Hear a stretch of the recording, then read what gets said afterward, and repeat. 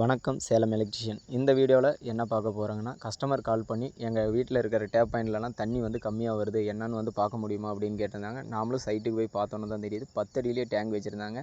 Sir இதுக்கு pressure pump use பண்ணிடுங்க, கரெக்டாக பெஸ்ட்டாக இருக்கும் அப்படின்னு சொன்னோன்னே, சரிப்பா வச்சுருங்க அப்படின்னு சொன்னோன்னே, நாமளும் அக்வா ப்ரெஷர் பம்பு வாங்கிட்டு வந்து ஆட்டோமேட்டிக் ப்ரெஷர் பம்பு வாங்கிட்டு வந்து ஃபிட் பண்ண ஆரம்பிச்சாச்சு.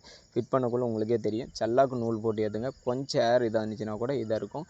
ப்ரெஷர் பம்பு எதுக்காக நம்ம யூஸ் பண்ணுறாங்கன்னா, ஃப்ளோயிங்கில் வந்து 10 அடியிலேயே நிறைய பேர் டேங்க் வச்சுருப்பீங்க வீட்டில். அந்த மாதிரி பட்சத்தில் தண்ணி வந்து கம்மியாக வரும். அப்போ இந்த வந்து ப்ரெஷர் பம்பு யூஸ் பண்ணிங்களா, ப்ரெஷர் வந்து அதிகமாக கிடைக்கும். யூனியன் வந்து மறக்காமல் போடுங்க மோட்டருக்கு. ஏதோ ஒன்று நாளைக்கு கம்ப்ளைண்ட்னா கூட யூனியன் கழட்டிட்டு நம்ம மோட்டர் தனியாக எடுத்துகிட்டு போயிடலாம்.